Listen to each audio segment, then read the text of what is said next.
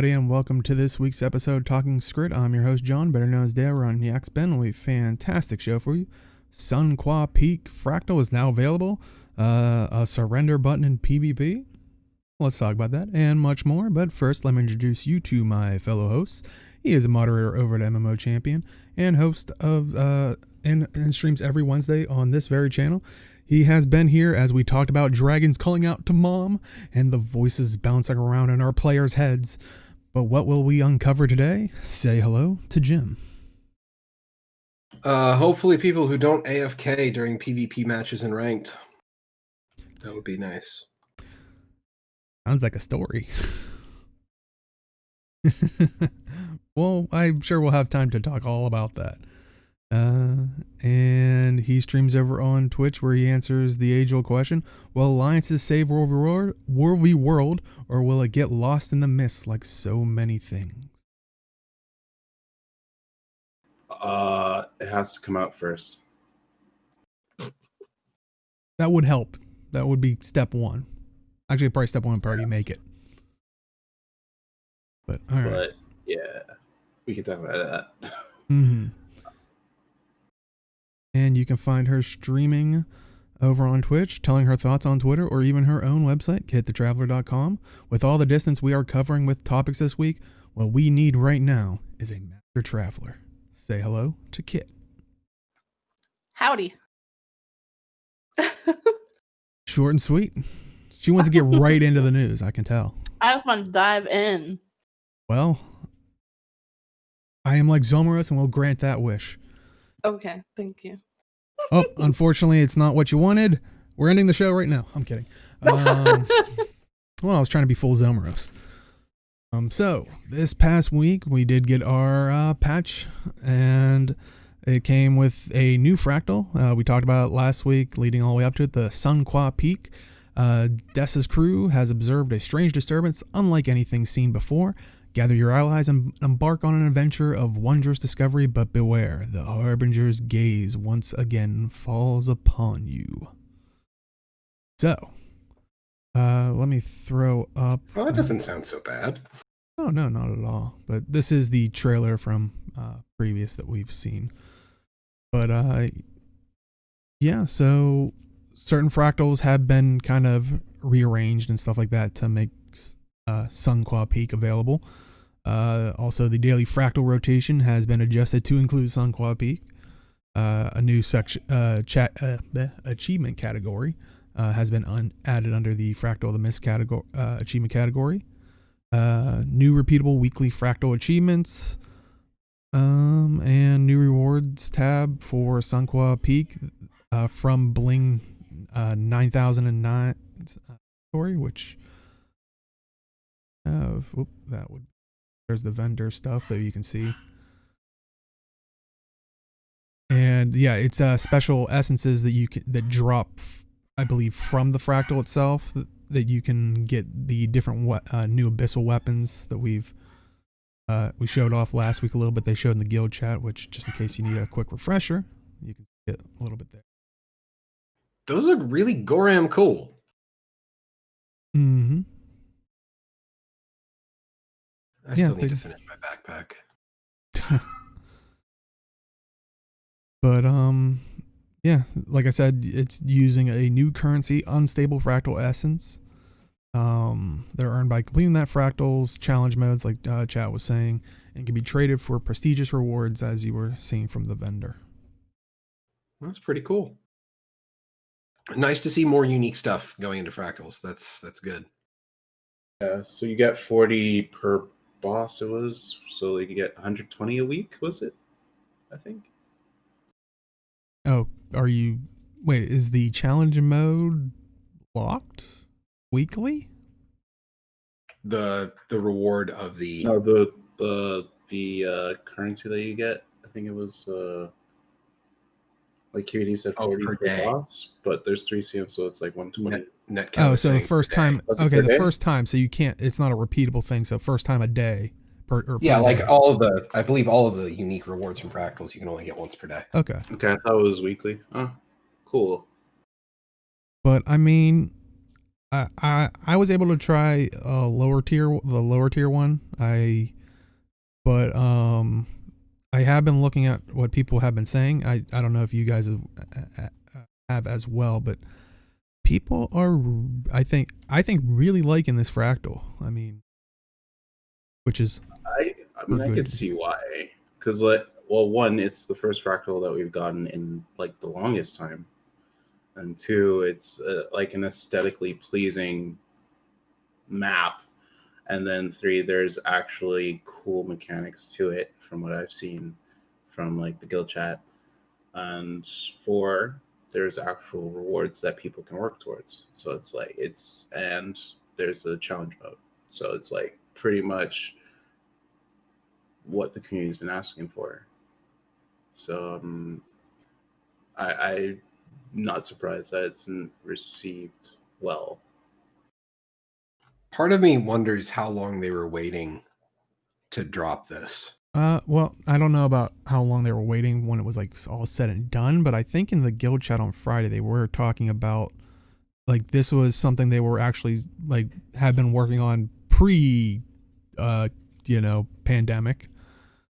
And because they were saying that was the weirdest thing was learning all the transitioning stuff that was going to be happening on as like this, because it's like, so it like I said, if you want to check the guild chat, it was I think a pretty interesting one, for at least from the technical side of things. Yeah, because like this is very Canthan flavored, if I recall correctly, and like I figured this is one of those things where maybe they don't want to wait until the drop of End of Dragons, but I figured they might want to, like, they might have been sitting on this to officially release it after they tell people that End of Dragons exists. Yeah, I wonder if that was one of the reasons, because though they even dialed it back, because I know when they were talking with one of the environment artists, originally it was using a lot of the assets that we would be seeing in the expansion, and I think she said the marketing team came up to her and was like, hey, you're using a lot of those assets, maybe not so much. So that's when they kind of decided to dial it back. Yeah, from there. That makes sense, because fractals aren't locked behind expansions. So, but at the same time, you want to keep something for the expansion to keep people like in that sense of awe when it comes out and people go in those maps. So that makes sense. I'll admit, I'm still waiting for something to hit me, like going through the dark portal the first time in Guild Wars 2 has... I don't know if it'll ever hit me. I don't think that's the first time I did something that big. That's hard to capture, just because like that was the start, like the real start to like MMOs being very popular and just blowing up. I'm sorry. I'm giggling because I watched the Char fail to jump again. Oh, I know. I think they made mention about that too. I forget what they said though in the guild chat, but yeah. But it's showing you how real players play. You know, good advertisement. The real stuff. And I do think, like, what you're saying is, I think early on, I don't know if they showed it this week. I think they showed it in their Let's Play when they did it on Tuesday.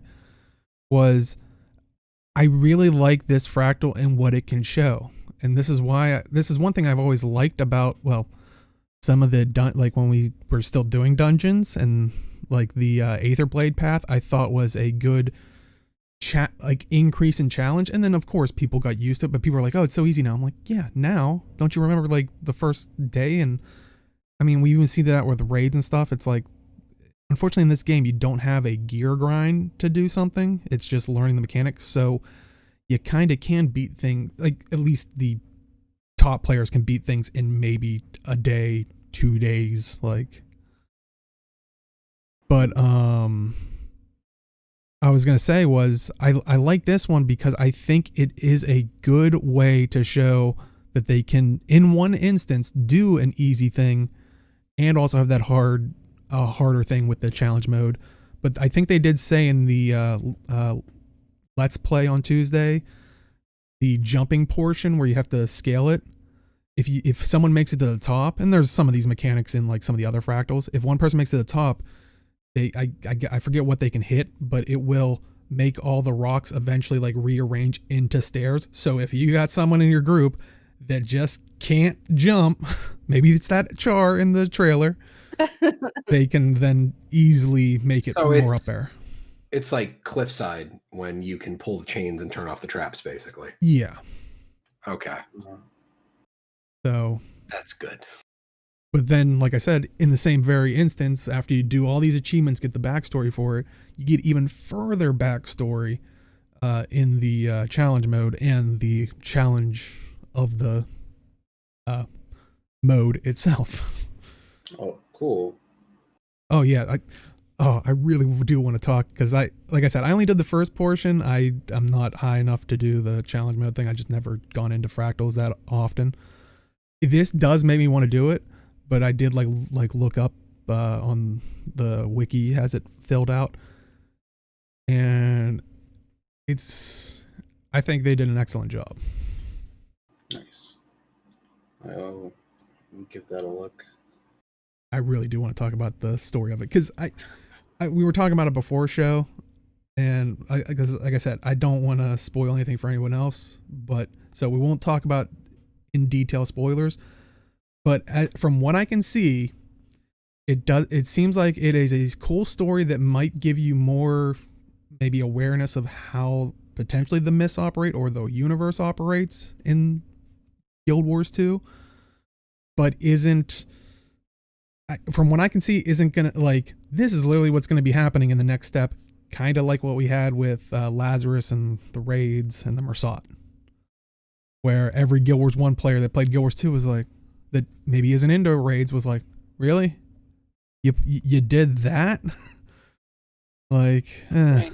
Okay. But yeah, I think it does potentially add more background to the universe itself, which I think that's what I always wanted with raids, like a side story that could flesh out the world, but not necessarily part of the main story. Okay, yeah. Makes sense. That sounds good. But well, I mean, let's talk about some of the rewards that you can get out of it. So we were talking, I think the first time chat might have to correct me on it. I think is it the first time you complete the fractal, you get one of the skins, or is it one of the challenge modes or something? They'll give you one weapon right out of the gate type thing, but to get the other stuff, like I said, you have to collect that stuff from the bosses to get some of the other weapons or what have you. Oh, that's cool. Kind of follows the whole thing that I've been saying constantly with a lot of the cosmetics in the game is the first hit's free. Yeah. And also, I think one of the I don't know if it's like the meta for like all the achievements or not, or it's a drop from the last challenge mode boss. You can actually in the fractal get the you get the first skin after the first CM. Okay, I wasn't sure which one it was. But yeah, you get the Abyssal Infusion, and this is just but a portion that we got from Guild Jen. We've talked about her in the past when basically helping fill that void of Dolphy that I think so many people have missed.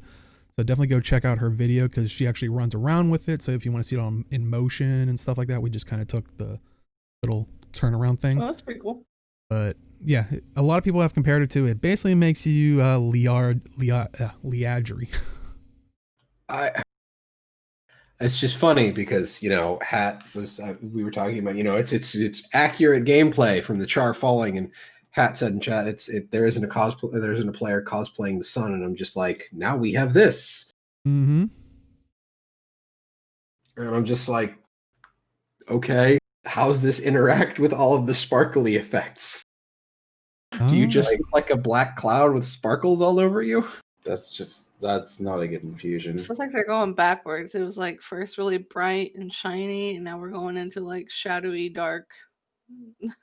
Can't see anything. It's just a bad infusion. I can see a lot of thieves using this. A lot of thieves and a lot of necromancers. Oh yeah, No, necromancer for sure. Not new age, but I like that's it obstructs so much. It's like there's too much shadowy going on. Like reduce that by like maybe 50% so that you could see the like upper half of your body.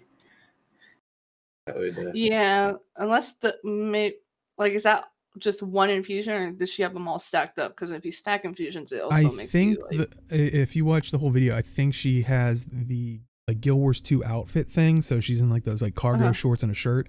And I think the only thing she has equipped, I didn't see any other infusions, but I think she does have the legendary greatsword equipped. Okay. I think that does a sheath infusion apart from So walking. just one. From what QED said, okay. See, I would have thought I thought it would have been cool if it would have been something like a black trail, kind of similar to the fractal weapons, how they have the colored trail behind them. I mean, as infusions go, they do emanate from the person. Would it be an infusion I would use? Probably not, because you know, Fashion Wars. I don't want to hide the beauty of my character. But for someone that wants that, I mean, you know what you're equipping, type thing. I mean, yeah. If you want to go for it, I feel like it defeats the purpose of like cosmetically changing your character's outfit look. But hey, it's a good way to save if you don't want to. That too. You just take it off and you have level 1 armor. Yeah. Level 1 armor skin. There you go. Just maybe a good infusion for Halloween or something funny like that, because it's kind of fitting for like Halloween to me. But I don't know. It is kind of bland because I'm just like, if you stack all the ghostly infusions, yeah, it has blue tint to it, but it's just like kind of the same effect, just without the blue. Mm-hmm. It's just black. I think it should, like, the shadow should contour the character, like. Yeah, that's exactly. It's like, I don't know. Well, and that's the thing. Like I said, I recommend going to watch the video. It does darken the whole character, and then the smoke emanates from it. So if you're running, you can see the character better. Probably other people can, because probably from behind you, you do just get the smoke effect. Yeah. But and I know other people have done videos of it, but yeah, like I said, it's not my cup of tea, but definitely is cool. If that's the aesthetic you want. If you want to be the smoke monster out of Lost, boom, they got you. I'd imagine wanting to be anything out of Lost is probably not exactly the greatest idea in the first place, but I mean, we're in freaky fractal areas, so hey, it's kind of fitting. Oh my god, is Guild Wars 2 cross between Lost? Oh god. Where's the polar bear? Well, I mean, there is that reference in one of the Inquest bait. What is it? What's the one with the element? I don't know. One of the Inquest places has those references because, and the jumping puzzle one does, I think, spawn in bears or something like that. But I think it's supposed to be a reference to Lost. But anyway, but yeah, you can grab that, the fractal weapons, you know, anything like that, which is, you know, pretty cool. Like I said, I definitely recommend checking out the fractal if you're able to do challenge mode, or even try. Definitely, I think, try to work way up to it, because boy howdy, some of the stuff in there is pretty cool. And like I said, if you're stuck now, I think people have figured it out through the wiki. Because there is like things where it's like do a certain thing to make an extra bit happen. Now you're not missing, like I'll say, you're not going to miss out on a fight as far as I can tell, but it might just add to the story of it. So it definitely has a lot of exploring to it, and maybe one day we'll get to talk about it. Maybe I'll even make a separate video of throwing out my theory, because that'd be really fun. Yeah. But yeah, I would definitely say, you know, if you do like it, voice your excitement for it, because they Cameron did say in the guild chat, you know, because people were asking about the story, because some things don't seem to match up. But he was like, oh, we would like to continue the story. If there is, you know, interest in this, we can continue to try to do more and more fractals. And like I said, from what little I've played, but hearing, you know, excitement levels from the people doing the challenge modes, I think this is them finding a great compromise between the two, kind of. Mm-hmm. I agree. I think this fractal, like everything that came with this fractal, is pretty much on the ball.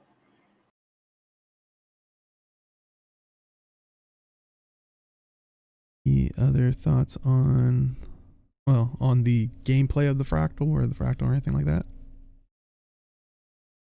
Not on my end, because I haven't beat it yet. I've been busy, so now I'm like tempted to like just go do it today.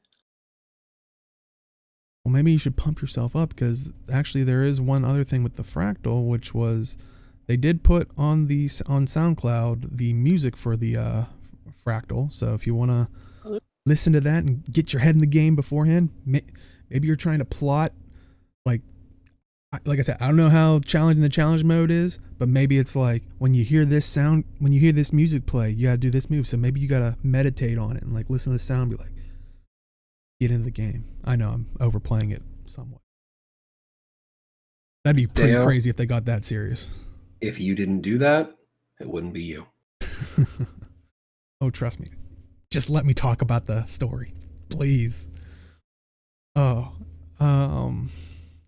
but anyway, I'm being chained up like Abaddon against my will. Good guy. Anyway, sorry, I had to get it in, right? Anyway, as Age shakes his head. There's a lot of that last week.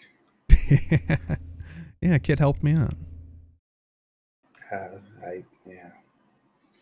Keep it going. Do remember that this is the last week to purchase the 8th anniversary supply drop requisition, which was what we talked about in the past. Unfortunately, I don't have the card anymore for it, but it is available in the utility category. It is for the full price of the thing, which was 3,000 gems, which is still, if you want everything in it, and you will get everything in it, of course, but it is still a discount of if you potentially try to buy everything separately. And you do get all previous weeks. Do remember that. Also in the Gemstore, we have a pirate discount. The pirate outfit is 30% off. The Magnus's eye patch is 40% off, which do note, you do get 2 eye patches. You can't wear them at the same time. Be weird. But you can basically choose which one you want it to cover which eye. So the pirate hook skin. The third eye. Want to know where that is, man?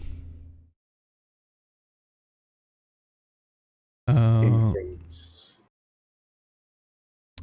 pirate hook skin for 40% off. The peg leg boot skin 40% off, and the pirate corsair hat at 40% off. So, is the peg leg left and right too, or? I don't know. I don't think I have that skin. I don't think they give you alternating ones. It's just one side or the other. That's a shame. Oh, and chat brings up a good point. A good time to get back into fractals is coming up. I completely forgot about that. I know we talked about last week. Was the Fractal Rush week starts next Tuesday. So that is a good call on that. But yeah, would you guys recommend any of those returning pirate items? I know a lot of people were waiting on the eye patch to come back. I saw some people replying about that. So if you want an eye patch, you can go left or right eye. I know there's a lot of character cosmetic options that involve like a scar crossing one of the eyes. Ooh. So you could. That would be a good match. Yeah. And it, kind of gives you a headpiece, but a lot of people do like to run without a helmet on, so it kind of adds to that. So. And if you want to be really goofy, you have the scar over the one eye and you put the opposite eye patch on. Ooh, yeah. You're like, man, if that has a scar on that eye, what the heck's going on with that eye? But yeah, so definitely pick that stuff up. Some of the new stuff that arrived is the Queensdale Academy outfit. It is now available for 700 gems. Got it here. Where is this academy? I did not know there was a school. You need a flying car, and good luck trying to find one of those in Tyria. Oh, is it in the tower? It's the it Wizard's magic Tower. It's the Wizard's Tower. Ooh, That's maybe. why. I mean, if we're gonna have some kind of Magic Academy pop up into the story, It should be there. I mean, where else could it be? Yeah. Those are And also, you can see in this picture, the Queensdale Academy wand set is also available for 700 gems, which includes the Aurorus wand scepter skin and the Cerulean wand scepter skin.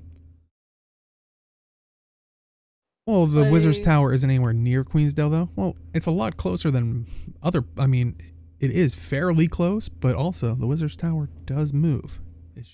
Frankly, and they have said that they haven't decided yet if they're going to put content in it or not. How could they not? Mm-hmm. Like, it's a floating city. Like, power is not a good word for it.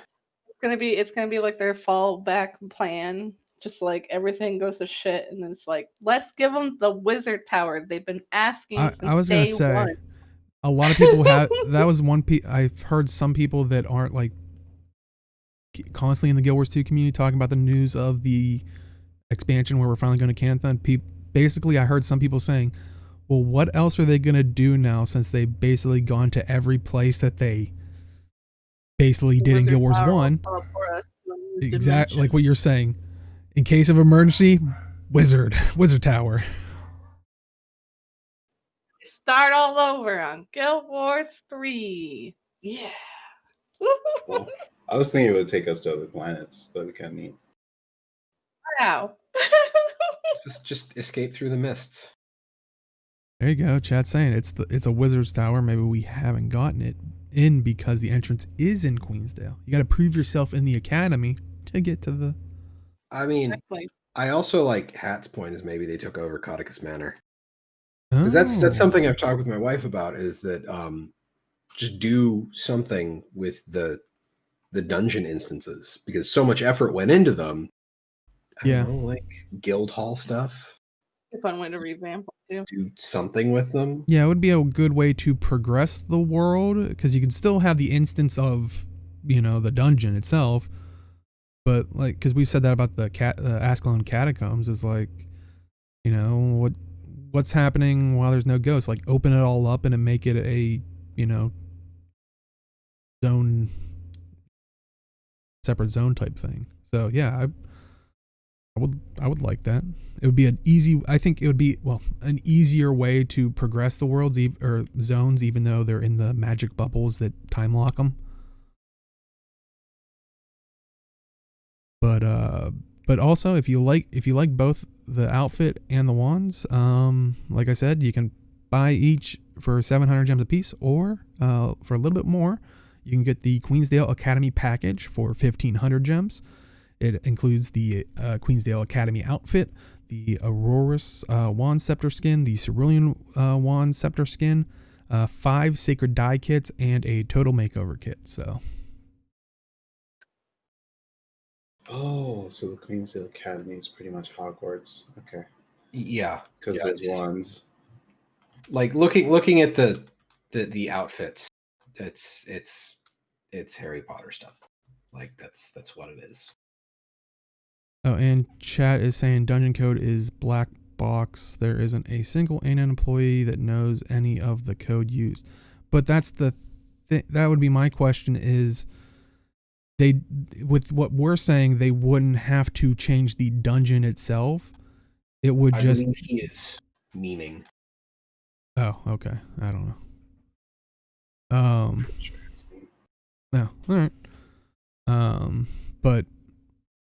But yeah, I think the way we were talking about it was you would just kind of use the map and it could be its own map that you could explore or just add it on to the zone. I mean, made its own separate instance.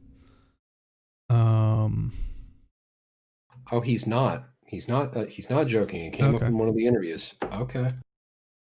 But yeah, this wasn't us trying to say to change the dungeons. I mean, I think they're important to be there for story purposes and stuff like that, but they really do not want to touch any of the dungeon content. Well, and like I said, I mean, I guess the map is technically part dungeon content, but it would just be reutilizing assets, which was what's such a big deal with the Fractal, like what they were talking about with Fractals.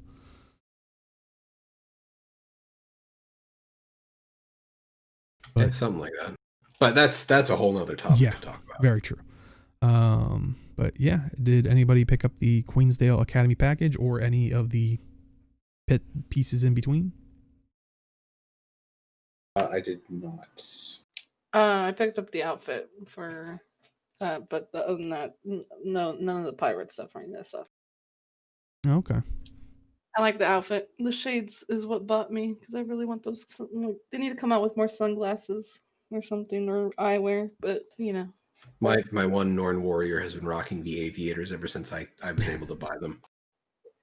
Because Norn wearing aviators just seems very on brand for the Norn. Mm-hmm.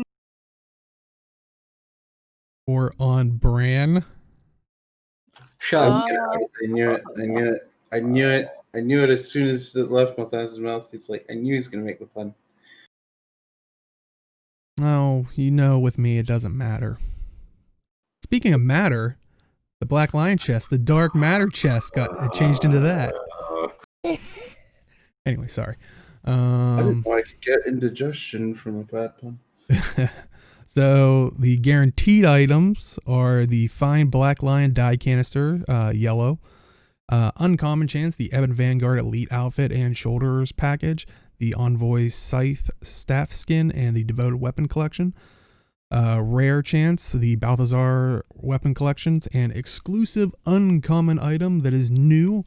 It is the Dark Matter cape, and they put out a little teaser trailer thing for it, so kind of see it there.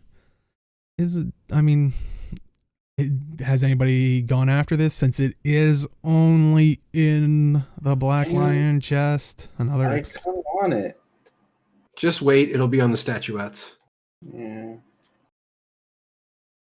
Like, if you really want it, just hang on to your statuettes. It'll show up there eventually. It has like weird tail things on the bottom, if you can. Yeah, but that'd be good for my Mesmer, just because she gives off that like big flare type of vibe. Would have been nice if it came with a matching like glider, because I feel like this thing could, like, you could totally do the Batman cape thing. Ooh, that would be pretty cool. But yeah, the tail like things are part of the outfit. Oh, are they using what is it, Marjorie's outfit, I believe? Oh yeah, it looks like it with the ruff around the.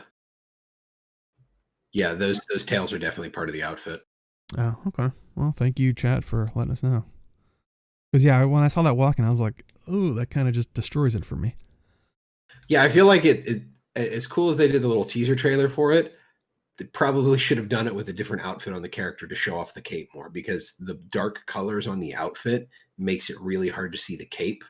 And I realize it's a Dark Matter cape and you probably use it with a dark character, but the lighting in the zone, which looks like the Temple of Balthazar in, can't remember that area in Ore from season whatever ago.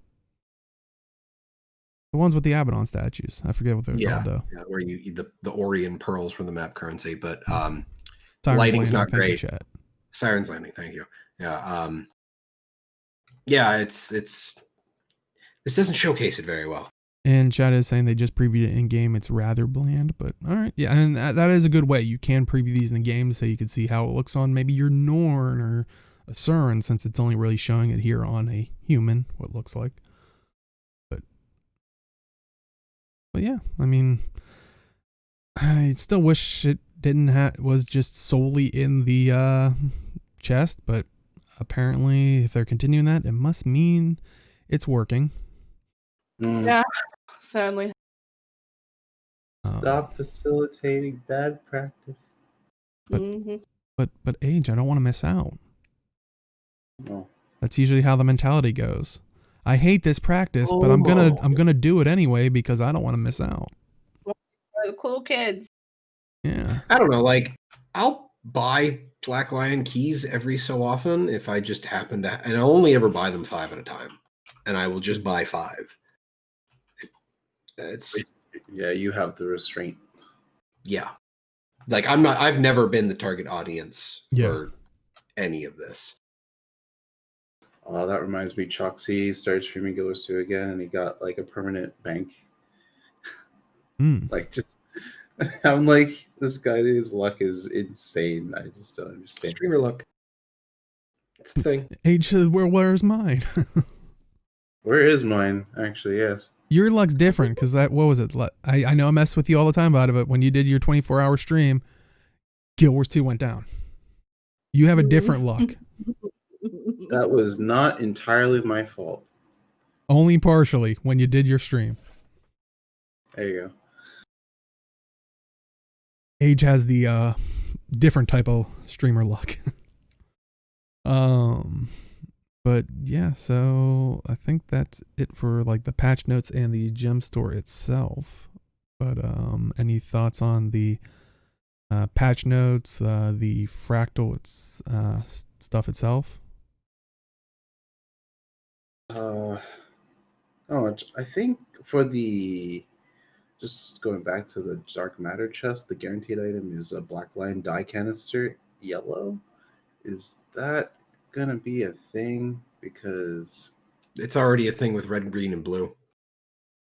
I did not know. And you can, if you use it, it opens up a mini vendor that you can buy one die with that, or you can, I think, combine them to get another tier, and that gets you a different die. And then you can combine them, the second tier for a third tier that gets you a different die. And it's green, blue, yellow rarity die.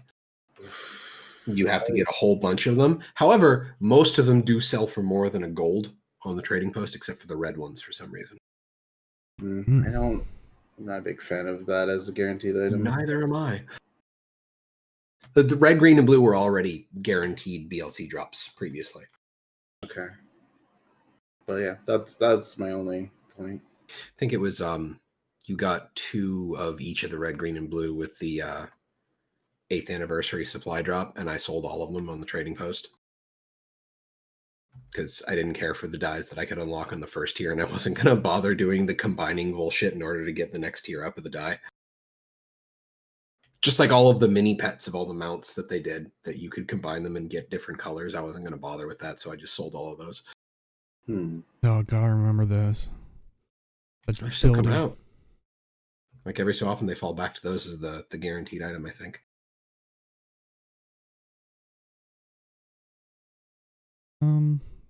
Any, like I said, any other final thoughts? All right. Well, I mean, you guys seem like you joined together to talk about that topic. Like you both were against that. It was like a nice little alliance between you two. Speaking of alliances, this past week on Reddit, Reddit user Night Honor brought up a topic of, and I think a lot of people have brought this up in the past of, people are looking forward to the alliance system. Hopefully, when, who knows?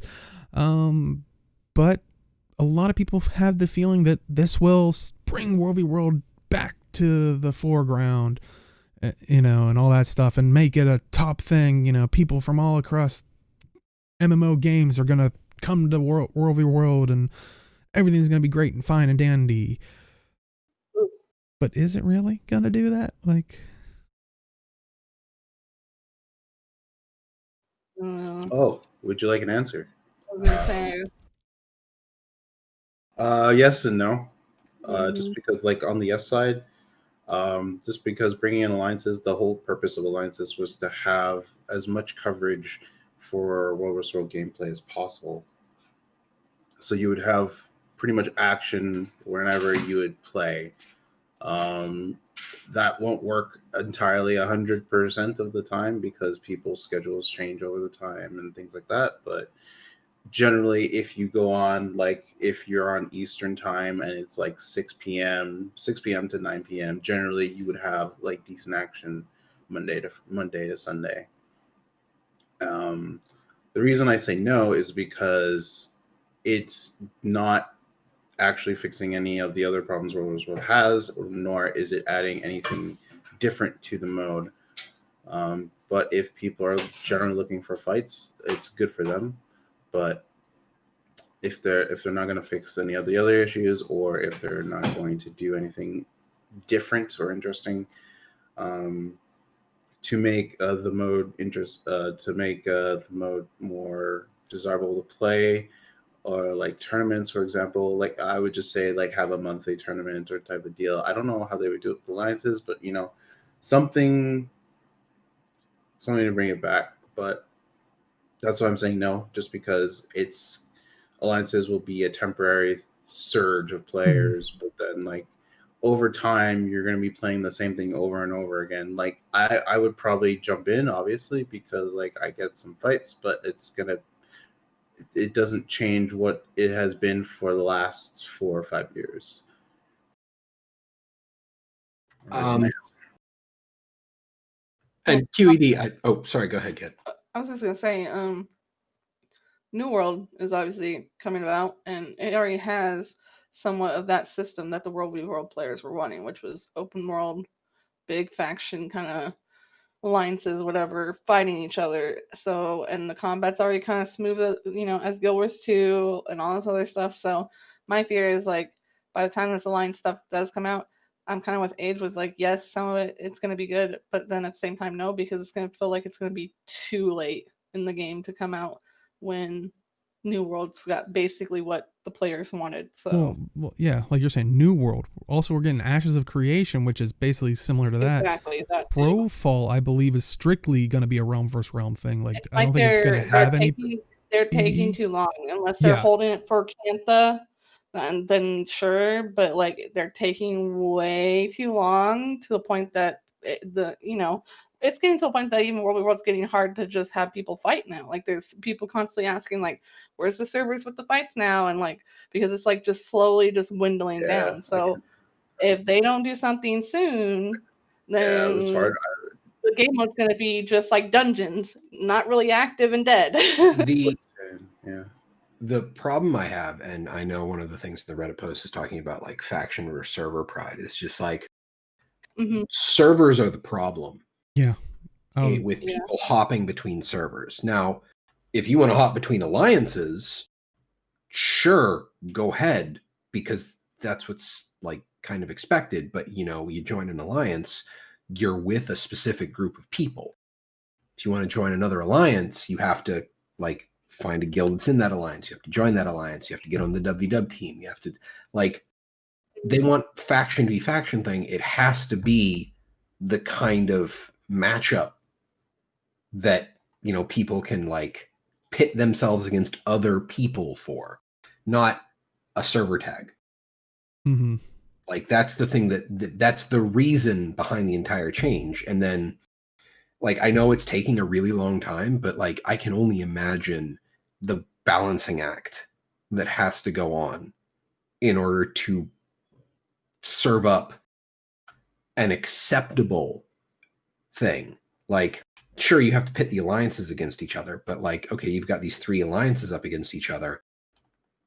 You got to make sure they're like of appropriate size and participation against each other. Then you also have to sort out the people who aren't technically part of an alliance and they just join WvW, because there are people who play this game without guilds. And you have to there could be like a mercenary crew thing where you join for other perks or something. Sorry. Well, I would imagine that you get tagged. Like if you go into WvW, you get shunted. You're basically kind of a free agent kind of thing, and you get shunted to the team that needs bodies the most. And that's just where you get put for the rest of the matchup against those 3 alliances. So that's why it's taking so long, is because the logistics of making sure the code works out and keeps the fights even That's the problem. It also gives players should be happy about it, regardless of how long it takes, because it puts the power of the matchup in their own hands. Mhm. So, like, you want to keep your alliance small, you can do small fights, more organized fights. There you go. So it's like I totally understand why it's taking so long, and I mean, I don't know how big the WW team is, because Yeah. like a systems change like that is huge, and you have to figure out the numbers first, and then you have to code it. You can't just kind of start writing code and hoping it works out. And honestly, like Kit was saying earlier, I really hope, there's no evidence supporting it, but I really hope the Alliance system at least is coming at the same time as the expansion, because that's the one thing. It's like, you can't put it in an expansion, because if you like, how would charging a player, like, for people that don't get the expansion, you're somehow going to separate these, which would put you back in the same problem. So I would hope it'd be like something accompanying it. It may be coupled with Alliance guild features, and this kind of plays into what we're gonna be talking about in the other post of basically, what do you think the expansions, like gameplay additions, will be? You know, we've talked about in the past, like possibilities, but yeah, I'm really hoping they're gonna be like, oh yeah, and there's gonna be a free update, because that'll make marketing sound, happy. It's a free thing coming to WvW is the Alliance system, because you can't really feasibly separate people like that. And maybe there are added additional things that stem into stuff that could be feature based. Yeah, exactly. I cannot imagine it being a feature to sell in expansion. Well, you can't craft the legendary weapons without Heart of Thorns, right? Yeah, the Gen 2, yeah. Because that was locked behind masteries, if I recall. No, well, you need either Path of Fire, Yes. or you need to buy the game, basically. Heart of Thorns, yeah. But it's good. That update, it'll be like Stronghold, pretty much, how they introduced that. Hashtag poor Stronghold.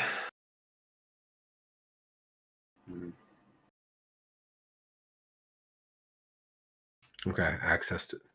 Yeah, it's mostly materials, because like you needed masteries to talk to the vendors.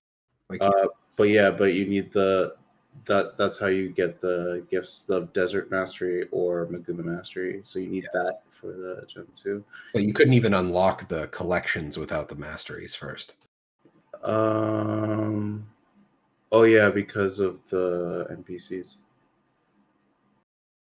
But yeah, and then I think, though, if someone is just new coming into the game, technically you still could get Gen 1 legendaries just the old fashioned way, but to do the quote unquote crafting, you would need the masteries. Yeah.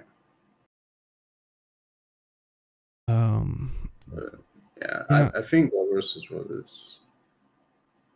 I think comparing it to other games that have Realm versus Realm, I think World vs. World and Guild Wars 2 has the better combat from what I've seen so far. I haven't played Astros of Creation or Crowfell, but New World's combat needs a bit more work, in my opinion. It's not bad, but yeah.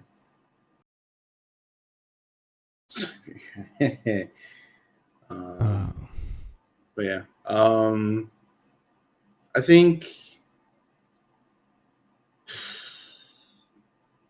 I won't save it long term. I say would maybe buy it 6 months to a year, but yeah. That's I was to say, yeah, I could see it short term, a couple months, without anything else capitalizing on it. Because like I said, if they can couple it with other features, because yeah, I agree with like what Chat's saying, and like I think what a lot of us are saying is the Alliance system has kind of been memeified of like, we're going to Cantha type thing, and now they're capitalizing on that.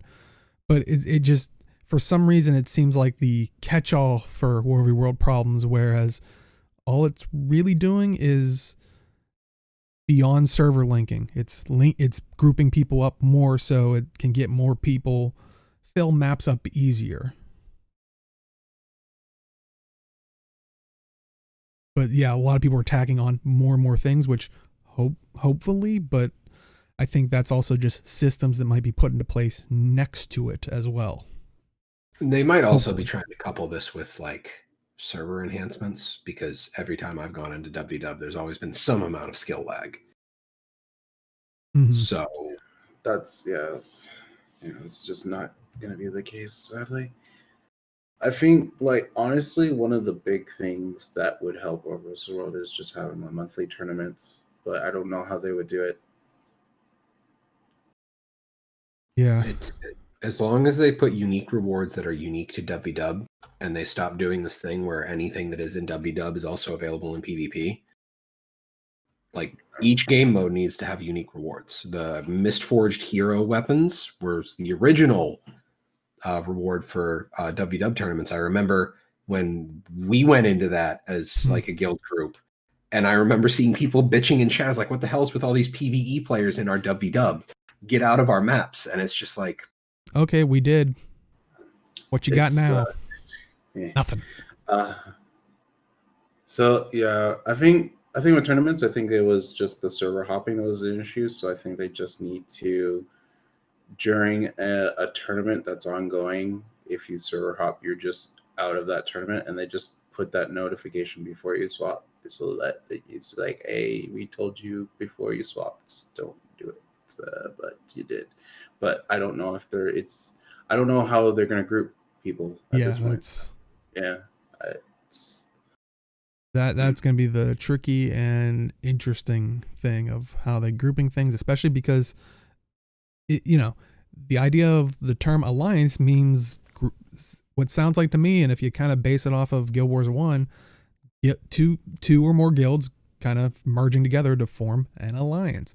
Would that negate some kind of server matchmaking thing? So could there be a dominant alliance that's just going to be every top World guild that just screws everybody over, or is there going to be some way to stop that? Like, it's maybe. Or are there going to be mercenary pro World guilds where it'll be like, if they tie it to guild stuff, you can ally yourself with this guild, this World guild, to basically carry you through some kind of ranking to get some kind of reward. It's like there were mercenary corporations like that in Eve. And honestly, that when you were describing like alliance system and like I thought of Eve, where, because you were saying like people that are guildless could kind of go in, and I was like, what happens if can you become technically guildless can you uncheck all of your guilds, or do you have to have one always checked? I wasn't sure. I think you can unrep. Because if you can do that, what would be stopping people to have like secret 8, like, I'm thinking Eve, where they're like, we built this giant structure and like a small group of people have just destroyed $10 million or what, you always see those articles where it's like, are we going to get those levels of things? I mean, granted, this is us going crazy, but I'd imagine if you have an affiliation with an alliance in an active like WvW match, I'd imagine you'd be forced into that. Like, if you're a member of that guild, like if you're a member of a guild in that alliance, you're in on that team. But what if you're in a different guild that's in a different alliance? You would need to choose one for. Okay. Yeah, that's actually another thing that I didn't even think about, is if you're somehow in 5 guilds. You're actually, I believe that the first time they said you have to choose one. Oh, okay. Alliance. Yeah, you can only pick one guild, like WvW guild. Oh, that's right. You can only designate. I forgot about that. It's been so long, and there's so much. I don't know what's part of the mysticism of the alliance system and what actually is the alliance system. And QED, you could to QED's 2 points there. People expecting that the alliance system is going to fix everything, that's not ArenaNet's fault. And I dislike the fact that people seem to think that the alliance system will fix everything. Like, if there is a single person who believes that, they are wrong. Well, I mean, they are just incorrect. There is no way that this system change will fix everything. I mean, raids fixed everything, right? Yep, adding raids to the game fixed PvE completely. They added mounts, that fixed everything. That's why they added strikes. But to Cutie's second point, the way I would picture tournaments would not be the way they did it, like week after week after week. That's just too long. I feel like if it was like how they do it with PvP and just have like a monthly tournament with like a weekend being like, this is the weekend for the tournament, play that. Have it be a round robin matchup between like just have tournaments be baked into the alliance system. Like just literally, this is the state of it, and it's a round robin matchup setup. You get points. It's a point based tournament, and then you rank based on points at the end of the, like, I don't know, say call it per quarter. Like, so for 3 months, it is literally that's your tournament, and then first through whatever place, they divvy out rewards to the people who are participating in that.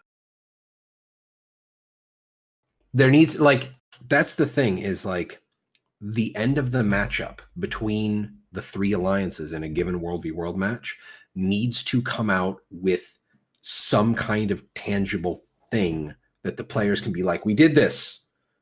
And it could be like skins, tickets for skins. Like I've talked about a ticket system in PvP with a rotating unique weapon set, armor set, something. They did tickets for the Misforged Heroes weapons in the original WvW tournaments. Like just go with that. Like there needs to be a unique reward that comes from winning. Otherwise people won't care about winning.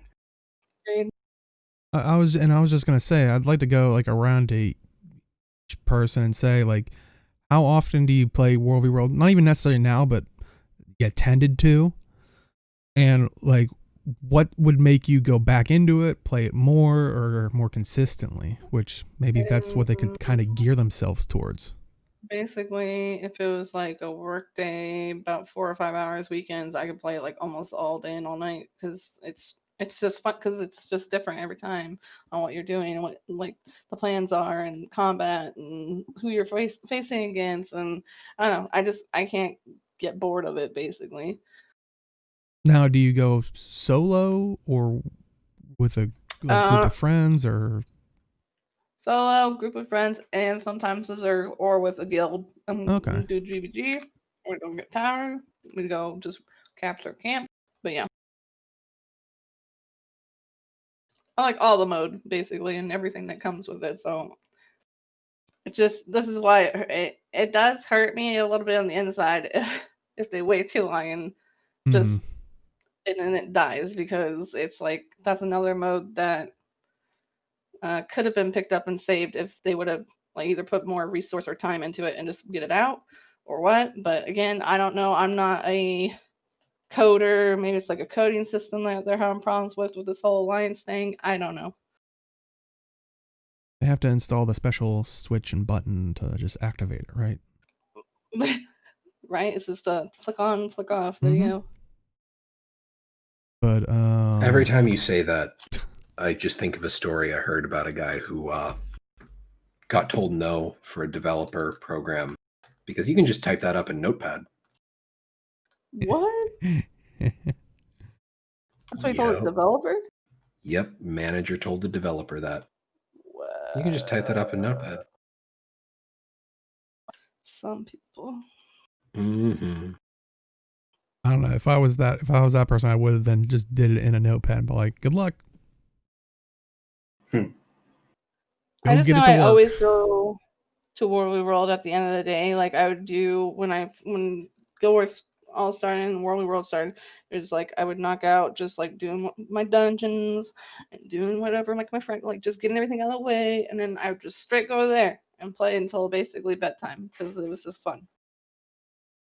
Yeah. I mean, I used to play 3-4 times a week for like at least 3 hours, I think. So it was good times. I just need something to shake things up a little bit. Yeah. Because War Plot didn't do that really. Yeah, it was very short lasted. To be fair, I guess they don't see much opportunity of monetization for World v World. That could also be a problem. I mean, they could change it up. Start adding skins there, apparently, or anything else that World v World players would want. maybe certain foods and buffs and stuff that can, like, we already have a little several hour pot, foods, elixirs, that- whatever the heck they're called. But like, I But don't know. would that only be obtainable in World? Because that still raises the question Yeah. of Just that make it doesn't- world like set up. yeah, but that doesn't. Or were you trying to answer chat's comment? Because that doesn't really. Yeah.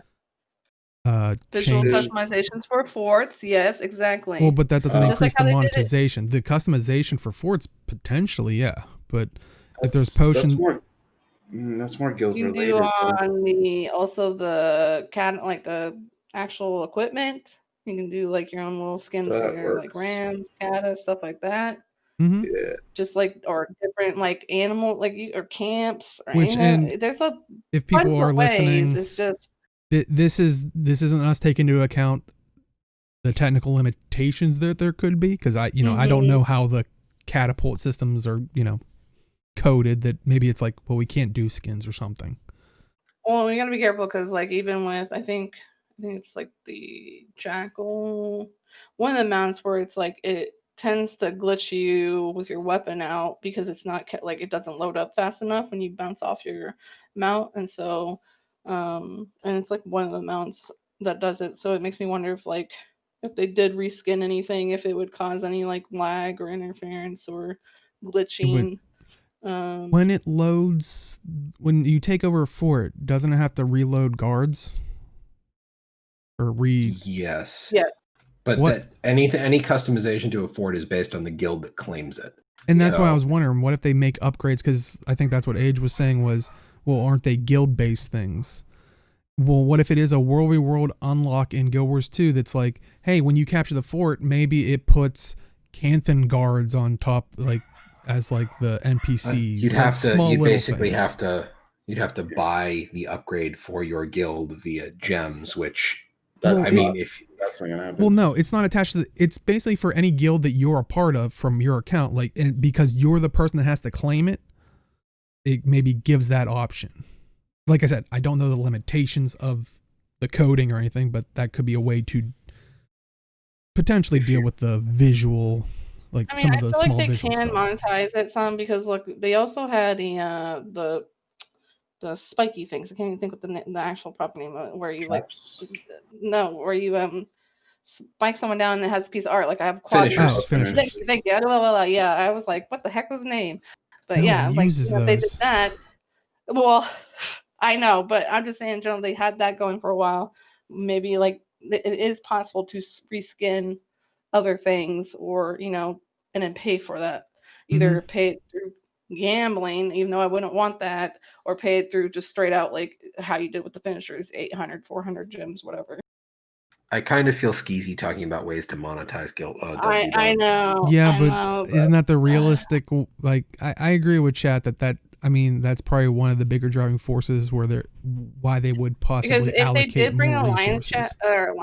Alliance, I think that real issue is you're gonna really lose money on transfers, because now unless Yeah. they eliminate transfer fees, but you're able to now go to those World we World with those your friends from different so that's a big chunk of money they're going to be losing, because people are always constantly like I said earlier, looking for those fights, so their whole guild maybe will that go would train. That's transfer money going in to there.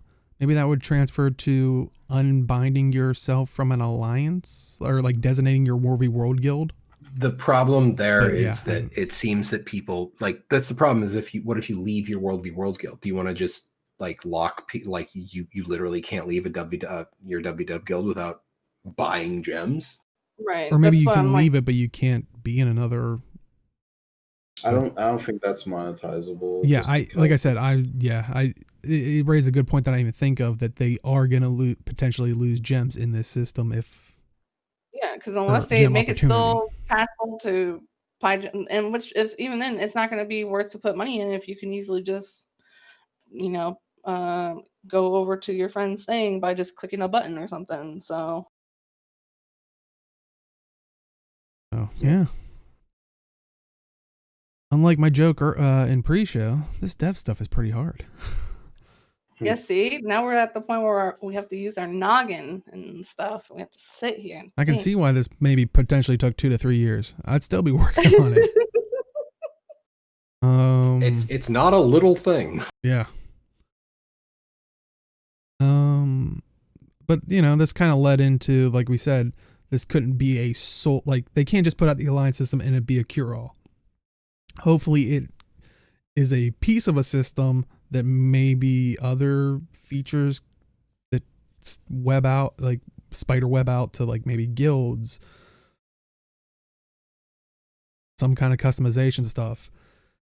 And like we said, could it come with the new expansion? Because I mean, Cantho was factions. That was the whole, alliance, kind of alliances there and stuff like that. So, someone on, thank you, someone on Reddit, by the name Reddit user Acos ACOSTRB, but they were basically saying, like, posing the question, what do you think the End of Dragons, which is the newest expansion coming out, the gameplay additions will be? So, they were using example, Heart of Thorns, it was gliders, which gave so many more opportunities when exploring, and POF added mounts, which, just changed traveling even, I still remember people saying like, oh, take your mount to Heart of Thorns, it makes it so much different, like, just adding so much replayability with that stuff. So, yeah, they were sticking to kind of the traversal stuff, but, we were kind of, some of the stuff we were speculating on for maybe World v. World, I could see potentially going into like as an expansion feature. Give me housing. I think it works. Mm-hmm. Well, that's, you take the home instance and you take everything from the home instance and you put it in a player housing instance. Keep the home instance because that's what base game players will have access to. Yeah, I wouldn't even mind if everything in my home instance stayed in my home instance, but that's not content. I mean, I don't know, QED. I've seen people do some pretty crazy shit in Final Fantasy 14. So yeah, I was gonna say it really depends on the type of content you participate in. I mean, housing is pretty popular. Like you would see, like, what was that show called? Pimp My Crib or something like that? Yeah. Was it just called Cribs or something like that? Oh yeah, Cribs. That's it. I mean, there was Pimp My Ride, which probably from them souping up those people's cars, they had to live out of their car, so it could be kind of that. Yeah. I can't think of another mode of transportation. Yeah, I was thinking maybe they would add more mounts, if anything. Especially since Skimmer now can do underwater. Like, it's just rather see a stronger focus on guild content and guild halls. I mean, I've said that for years. Yes. Yeah. Please. I'm still shocked that there's not a Mists guild hall. Honestly, I've said this before. I feel like that's how guild hall should have been. Yeah. Us venturing into the mist. That way we weren't tied to certain things. It could have been more like Guild Wars 1 where you went to a guy and he was like, oh, I go around to all these different islands, like, and one can be your guild hall. And it was just different. Hey, you want an stuff. island? Yeah. So it reminds me of the sundial salesman from the Disney Hercules movie. Guy opens the trench coat and he's just got travel pamphlets. And we have the Sunspear, what's it called? Sunspear Sanctuary? It's entirely story locked. Like, I wish, like, people were hoping it would be the new, like, home instance, like, player. And like, QED, that's the other thing I've been saying is give the commander Dragon's Watch Guild Hall. That way you can give the single player people access to the Guild Hall content. Mm-hmm. They can do some of the building stuff. And then they can see, like, oh, these guild people, they clearly have something really cool here. These guild people. That's the thing. I thought Sunspear Sanctuary was going to be that, but if I don't know if they'll add that in the future. I mean, that would be really cool. But, I would like a Canthan boat, but like it invalidates Skimmer. I don't know how much more traversal mechanics they can give us. I really don't know what else they could give us here. Yeah, I honestly can't think of. Yeah. I mean, flying Unless beyond, it's- because I know people say like airships and stuff, which if it was a small one, basically it would be a flying mount you would see in WoW, which that's what they're trying not to do, because that would trivialize content, and also maps aren't the, like, since maps are basically fenced in, you can't really just fly to the next zone or. But yeah, it's. Yeah, it'd have to be something else now because I feel like we covered everything, especially when Skimmer goes underwater now. So it's like more combat related. We've had a ton of those in like seasons and things like that, and especially. I feel like doing more combat related masteries kind of runs afoul of the stuff that Kroof was talking about in the video she put out a while back. Oh yeah, I remember we talked about like the problem with the attunement masteries in Icebird Saga is that people don't have to think about bringing CC; they just press their special action key. Yeah, and it's like more buttons to potentially hit. You're starting to get into WoW territory, like of just a plethora of buttons. It's like,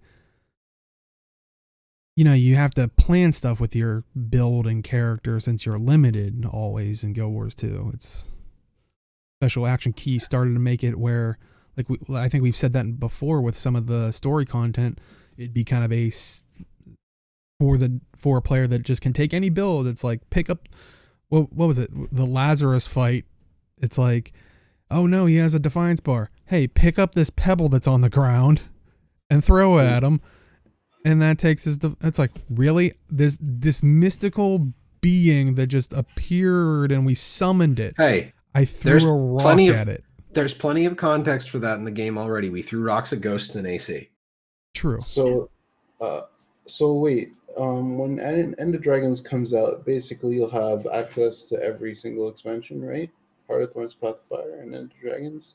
If they, assuming, if you buy one, you get everything. So in that case, what they could do is that they can just extend the masters that we have now. Mm-hmm. I don't know how practical that would be, or if people would be happy about that. But like adding more tiers to existing masteries. Yeah, so like the Mount Mastery, you get like 3 more tiers each or something, and one adds another second ability or something. And but I'm just curious how that would work story-wise, because for what reason are you unlocking the second half? Because say, for example, one of the big issues with Heart of Thorns was you needed certain amounts. Mm-hmm. Is there a certain point where it's going to say, no, you need the special ones from End of Dragons to start unlocking those mastery points? Or can someone fill the thing and then not have enough points to do the other one, like, because they didn't plan ahead? That's gonna be that'd be also weird with the way you progress it, because would you need End of Dragon masteries, or would you need to do Path of Fire masteries first and then do the end? Yeah, that kind of gets weird. Yeah. So yeah, it would just be a new mastery lines for something, but I don't know what. And maybe it would be some way to fuse the masteries together or something. Yeah, I don't know. Yeah, I feel like it'll either do with. I feel like we might get something special from like the Luxon or Kurziks, which are like basically tribes in Kantha, or maybe something related to like the Jade Sea. I don't know. Mounted combat would be really weird, because like the mounts, they've basically already set the precedent of combat for a mount is your launch, like your dismount attack, like that's mounted combat. That's all we've got right now. Suddenly changing that means you start getting some weird stuff going on where players don't want to get dismounted and they want to use their mount skills purely, and then you start playing the mount, not the class that you are. I feel like that would be a degradation of the combat systems of Guild Wars 2 if we suddenly had mounted combat. Also, the weird thing is, how is that going to work? It's hitting the same issue that we were having with utilizing a POF mastery. I mean, and do they necessarily want people to be like, hey, if you want all the experience of End of Dragons. Yeah, go play Path of Fire. It's what? I don't know. Yeah, it's kind of weird. It's like I like the idea of how they put like bouncing mushrooms in places in Icebird Saga. They put updrafts and stuff, and I mean that was even. But they did have to use that sparingly, probably for that reason, right? Because people aren't going to have those. So that was one of the things that, like in dealing with Dragonfall, like they put in bouncing mushrooms, they put in updrafts and other stuff, and the Spider-Man vines. Yeah. Oh, like they put those in from Draconis Mons, and that was great to see that come back. But you don't need those to progress the map. Mm-hmm. They're really cool. They make traversing the map even cooler. It's not necessary. So stuff like that is solid, but that's basically how the like End of Dragons has to be focused solely on something that is unique to the Canthan maps. Like there has to be a unique thing there. Yeah. Which I don't know what that is, because surfing. Well, I mean, that's the thing though, is like from everything you guys have told me is the maps have changed. Like the map, like the world of Cantha, the area of Cantha would have changed drastically in comparison to what we know of it from Guild Wars 1. So we don't even really have an idea of how life has changed there in order to even speculate on what a mastery is. Like we kind of figured they can't add more mounts because that's just kind of cribbing off of Path of Fire, and that's, you know, doesn't make it feel like it's its own expansion. It's just here's more Path of Fire stuff. And that's why I truly think, because a lot of people are thinking just easily think of more mounts, but that was the problem kind of with mounts, was they had to also do what the Heart of Thorns stuff did, because like you said, like a lot of times when you were like, when I remember, I think we first noticed, oh, there's a jumping mushroom. Well, that's cool. You can they put a hot thing in there, but you could also use the Springer. Like there was an option for POF. So if they did mounts, they would have to literally do the same thing or similar thing to what they had in the other ones, which I just don't think. I mean, that would be even more noticeable.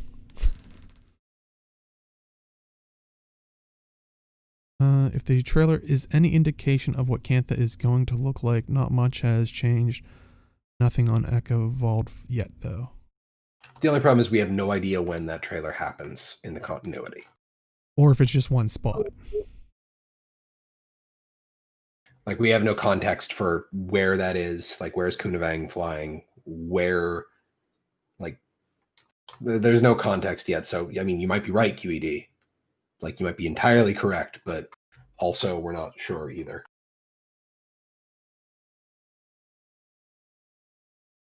But, I don't know. Any other thoughts on potentially what you want to see from End of Dragons? I mean, the only thing we know is that we don't know.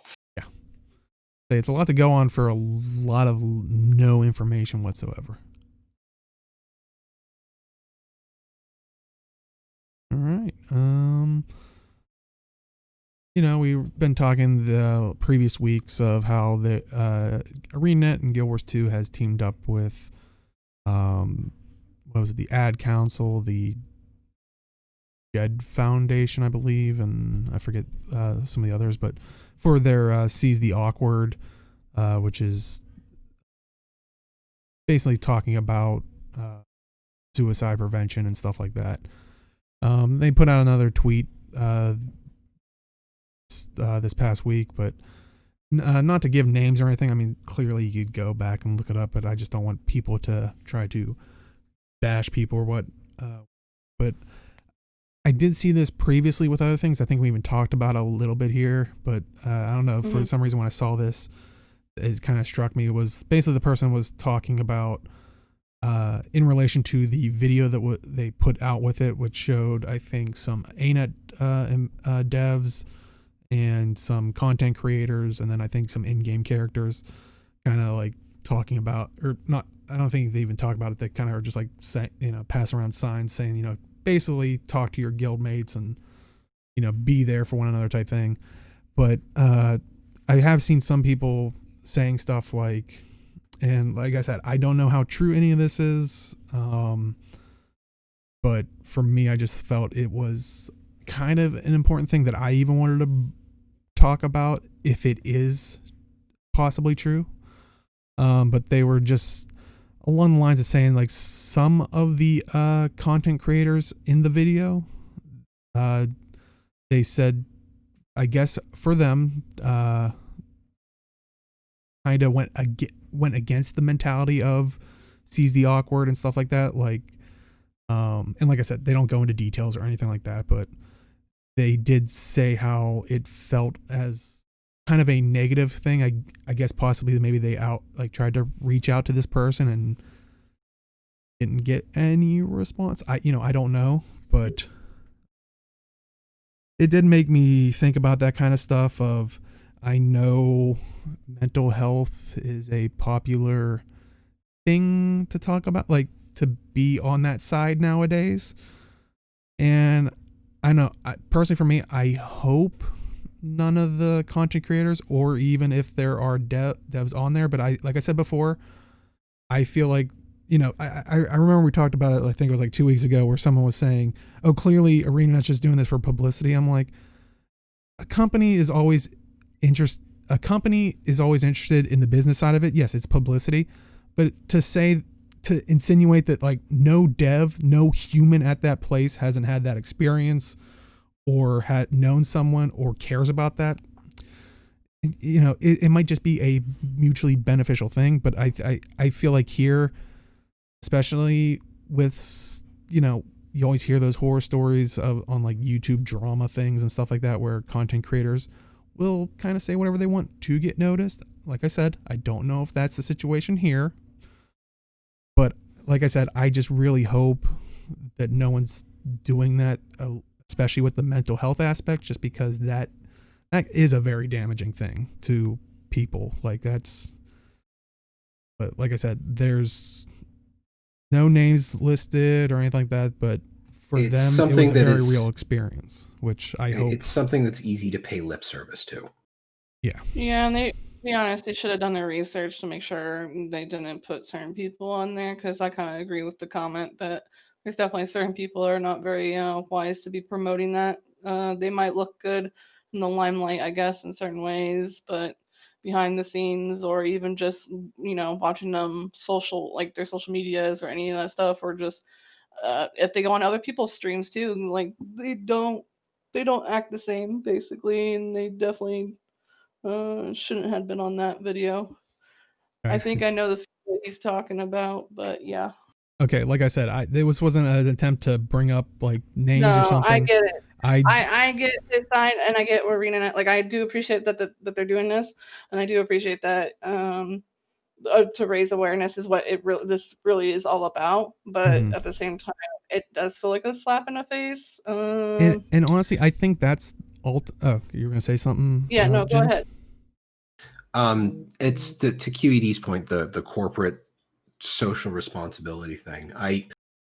I know it's like the woke brands kind of thing that people talk about in derision, and I feel like it's a little different when part of your product is based on social interaction, like a game, an MMO, where you have a social component, which is guilds. You have looking for group. You have you kind of have a responsibility to make sure that your communication channels aren't being used to belittle or bully or harm people. Because like, it's not cool to just kind of hand people the tools to do something and then just say, well, it's that they did it.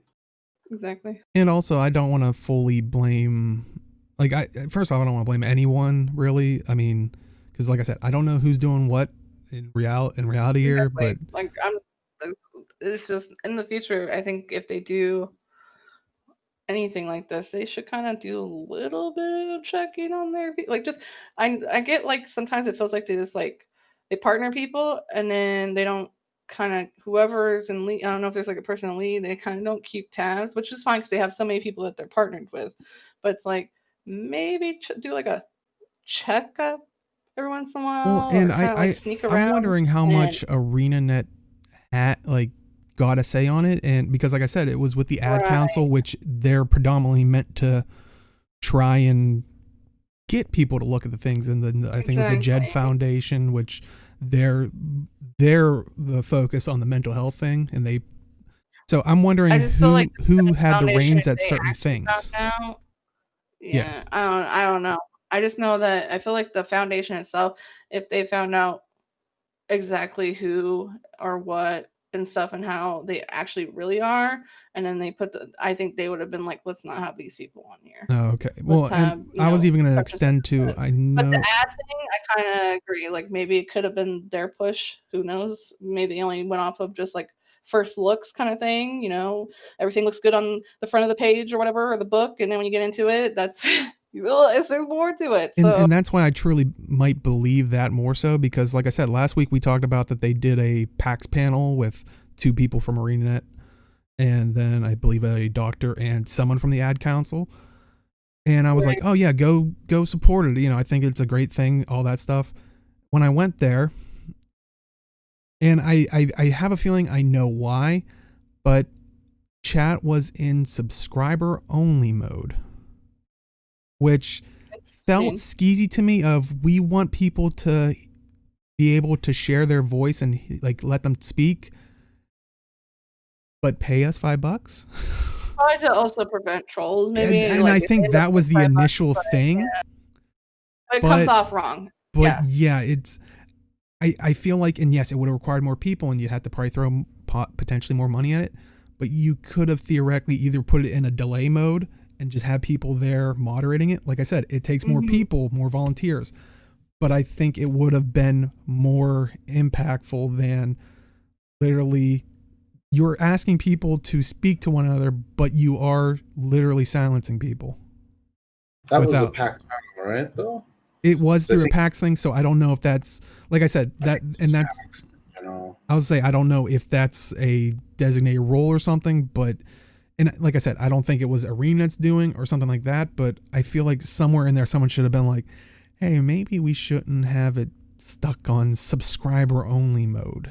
Because I think the only people we were talking were, I think I saw the 2, because it was pre-recorded. I think I saw the 2 ArenaNet devs, talking in there. Like I said, I don't know the other names that would match up, so I don't know if but there was like 2 other people. Like there was not a lot of conversation going on, but I was like, this could have potentially been someone reaching out, and it's like, you want me to pay $5?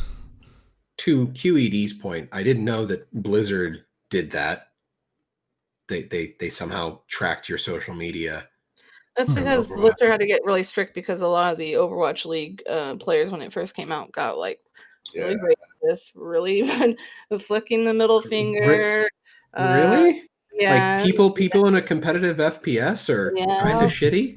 Not even on live tournament, like the tournament, and one of them like flicked off the camera under the camera, thinking he wasn't gonna get caught, and he got fined. So it was basically Overwatch that started that snowball, because before they weren't as strict, and then after that, like it's and even with like, and it also depends what game for Blizzard, because for WoW, a lot of them, like if that was the case, Asmodan and a few others, they would be gone, because Asmodan, he's like straight to the point. He'll tell you if he doesn't like it or whatever, and it sometimes comes off pretty toxic. He's like Teapot of our version for Guild Wars 2, but for WoW.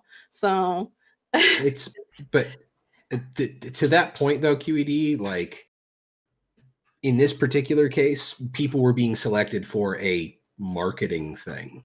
So it's not quite 1-to-1 with that. It's not like Blizzard, it's not like ArenaNet would have been actively policing people playing the game.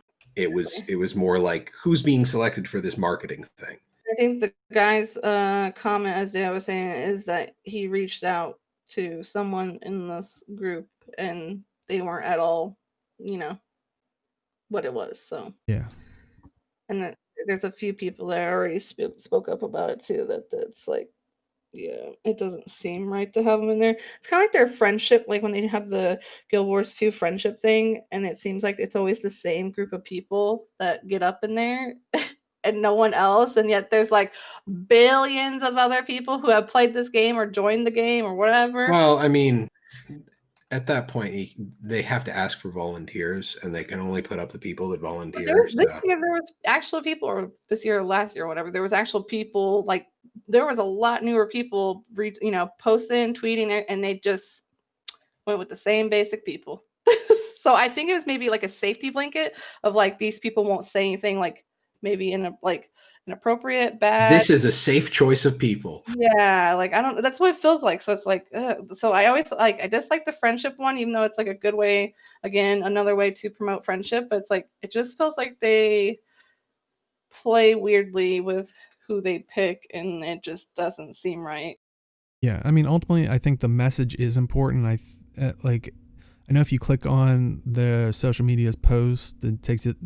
Don't even, feel free not to even click the video. They have the different people they partner with, and I think it was the Jed Foundation that they talk about questions to bring up, how to bring up things to maybe guildies or even people in general, like, but they I think one of them was recommending like, oh, if you have a similar game you guys play, which that would be this, but that is some, I think the message is important.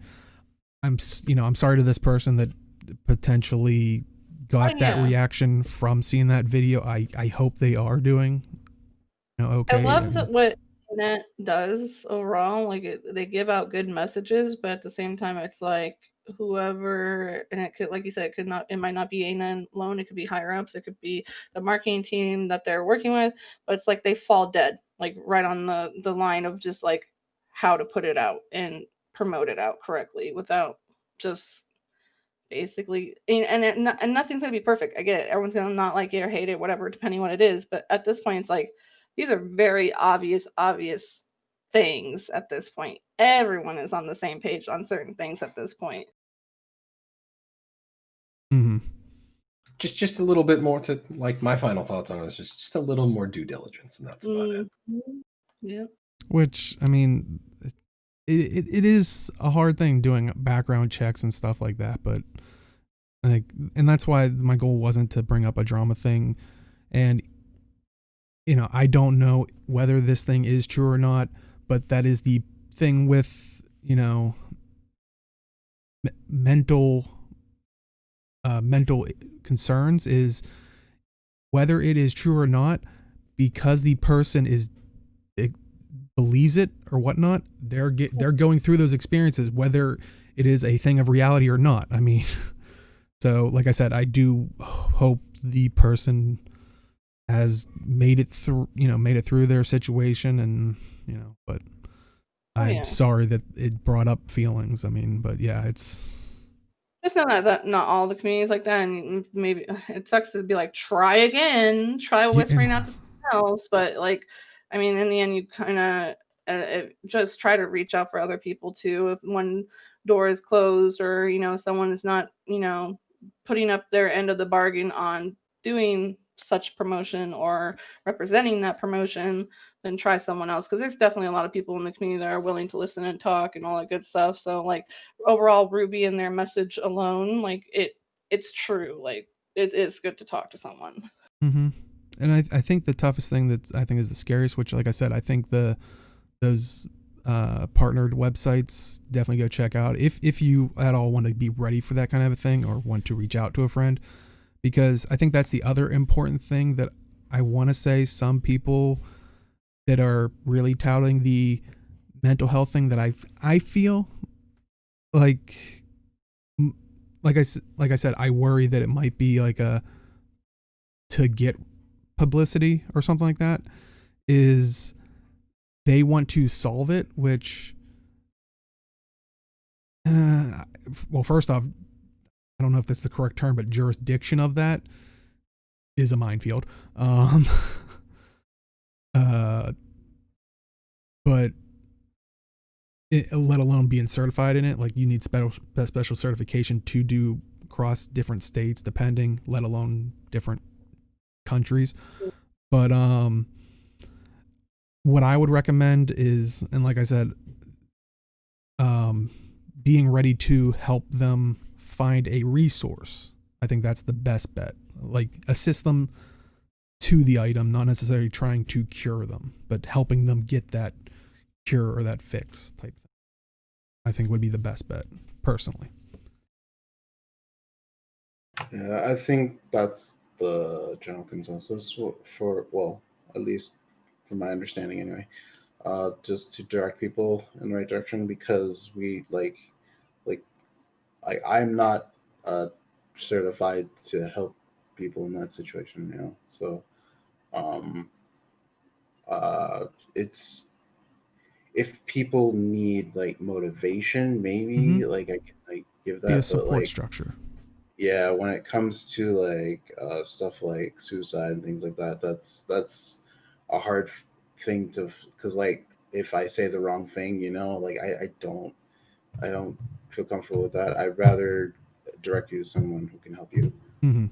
It's So, scary on both ends, for the person and like you're saying, for the individual to reach out, because yeah, it's like I don't want to say something wrong that potentially could push them over, like, you know, it's, but sometimes just you reaching out saying, hey, are you all right, or something like that could potentially shows them that there is someone. yeah. So yeah, you don't have to say, you know, I can heal you, like, don't try and that. if you feel a little bit like pressured to like try to help, just give them the right resources. Like, you know, Mhm. just ask like where they're from, and try to see if there's a number for where they're from, because there's like usually, you know, help talk, suicide prevention, all sorts of numbers for each country, state, stuff like that.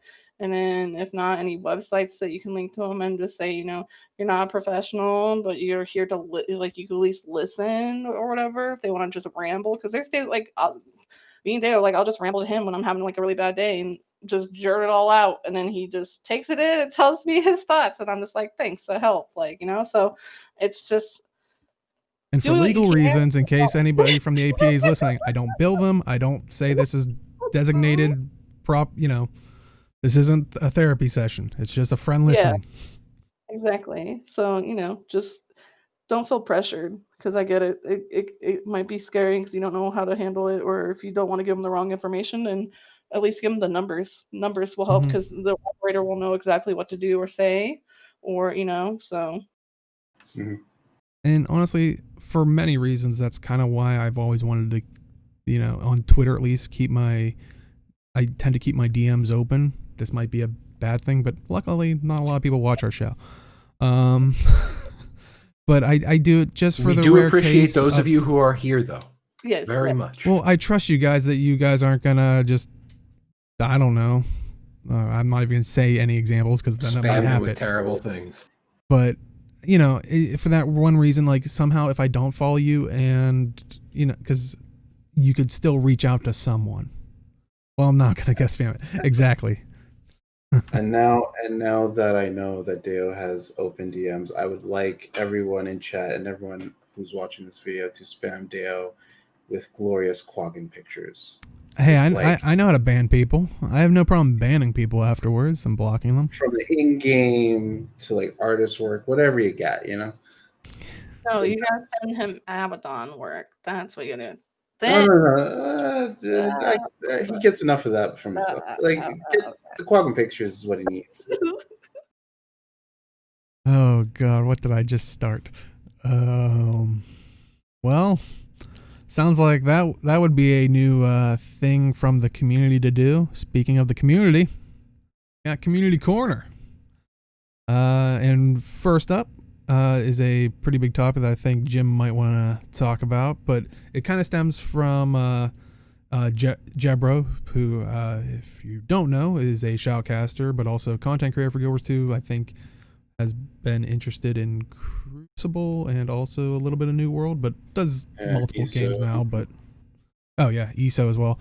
But I think he's trying to do a new series where it's just like multiple, like different topics each episode. And the first one that he was doing was about Guild Wars 2. So we figured, you know, let people know, throw it out there if you wanted to go voice your opinions on their video as well. But it was about adding a surrender button to PvP in Guild Wars 2. And I don't know, I think, oh, okay, you were going to link it. I was going to say, I was going to let Jim take it away if he wanted to while I linked it. But yeah, they basically, I think the idea behind it was you know, a surrender button kind of feels like almost like the /GG for like dungeon or, you know, group content, but you can stop the game early if there is a disconnect or a troll. It also will auto cancel a match if there's a disconnect at the beginning of the match. But you know, I'm curious to hear your guys' thoughts, if you think there's any more positives or there are negatives. And I know his stance was he feels that the good outweighs the bad. I don't know. Can we find more bad, or can we, you know, I don't know. I always like putting things to the test. There's always a danger with the surrender button. The first time I was ever really familiar with the surrender button in any kind of PvP was in League of Legends, and you could not surrender until 20 minutes. Now, a game of Guild Wars 2 PvP is maximum 15 with so a 20-minute surrender button would be perfect. Yeah. There are caveats to a 15-minute game. If the score is tied somehow during a Guild Wars 2 match, if it hits 15 minutes, every time the timer ticks, every second, the game will check to see if there is a higher score, and it will go until somebody has the higher score. I literally 2 weeks ago, I had a 502 v 501 victory because we hit 500 at the same time, but my team had 2 points captured. Their team had 1, and you get a point per second per point captured.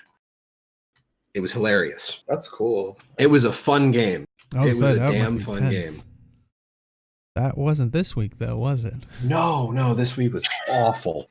This week was just absolutely awful. That's a whole nother story. Like, honestly, even in the awful games, even with the dude who was DC'd, like, who just AFK'd and spawned and was just talking to people and stirring the pot, I did not want to surrender. Oh, okay. Because the thing with, and going back to the timer thing, you've got a 15-minute game. I've had games as fast as 8 minutes. When do you start allowing people to GG? Because there are people who, if the fight for your team goes bad at the start of the match, and the mid fight can be over at anywhere from 30 seconds to 2 minutes in, depending on how balanced it is, where like people will call GG then, and then they'll just sit and spawn. Like, if it's not a stomp, they don't want to play. That's dumb. Because it is dumb. Like, flip around midway. Like, I've seen it happen multiple times. And I've been on both epic stories of like, we were down and like all of a sudden, but no, if you're like that game where I had the 502 v 501, they show a graph at the end where they show like your points going up, and they show like kills and point captures and where you got the map objective and stuff. And that like the red and blue lines just kept crisscrossing the entire way. And there was a point in time where we were down 100 points. And it was Temple. I can't remember the full name. It's the Kodan map. But the one map objective that spawns, if you capture it, it auto caps all 3 points for your team. Mm-hmm. Mm-hmm. So like that was the swing that we had, and that skyrocketed us back into being competitive. So you have that person who immediately just like, oh, mid-fight's dead, GG. And then they start spamming the surrender button, like if it's available from the beginning. So now, not only do you have to deal with the mental problems of a 4v5, you also have to deal with the would you like to surrender popping up however often they're allowed to trigger it. Because I know in League, you have to wait. It's several minutes before you can trigger a surrender vote. Now, I do admit, I do like Jebro's thing where I think it's if somebody is disconnected for 2 minutes, you are basically given rank protection where you won't see any rank change if your team loses. Yeah, but that I could imagine be messed with of we're doing like if you're with a friend, we're doing horrible. Hey, you know, task manager out so it looks like a disconnect or something. I feel like So in terms of Guild Wars 2, I think there should be, if there's a person who disconnects within the first like 10 seconds, that the match should be canceled. If the person does like a surrender multiple times in a game, if wherever that point is, I feel like they need to put extra timer on before they can requeue because they've been surrendering too much. But I had another thought. I think it was due to the league. Oh yeah. So I actually this was like a few months ago. I was playing with a friend who was fairly new to league, and I queued with him, and I was thinking my MMR was really low. You know, like given I haven't been playing a lot of Summer's Rift, but like I've played the game for like 8 years. So when I came up, the game was actually harder for him. I was doing okay in lane, but he was just getting stomped in bot, and he kept spamming the surrender button. I'm like, no, dude, it's fine. Like, we can actually win this. And that's the other side of it is you don't learn anything from surrendering. Yeah. In an action combat game, you need to, like, the reason I was totally okay with that 4v5 is I was getting a lot of experience in 1vx. Yeah, QED Jebro did a video about it. It's the first video of his Wot Mate series. I feel it's hard to put a surrender button in Guild Wars 2, I think. I feel like there just needs to be an auto cancel early in the match if there's a DC. And potentially a better reporting system that works. Yes. That's my other. I was going to say that I feel like that would have been is a better fix than potentially this. I think Overwatch's system works best for Guild Wars 2, where they do an auto cancel if someone disconnects early, and if a person DCs during the match, you don't. I believe you don't get penalized if you lose. So the other point in time is the other thing, like I was talking about, is like you don't learn how to play if you just surrender all the time. Well, that 4v5 match, I was getting a lot of experience 1vx. Like I was getting 1v1s, but I was also getting 1v2s and 1v3s and 1v5s. Like I was getting rotated on like mad. And I had to learn how to, like, I had to like really put in my kiting knowledge. I had to put in my like defensive cooldown usage and my condi clearing. It forces you to work on the back foot. And if you're in ranked, like, and this is like my entire point is literally just for ranked, because unranked, if you want to goof off in unranked, I don't care. That's where it's expected. Exactly. Like you want to test the new build, go into unranked. Although QED is my witness, I first time builds into ranked all the time.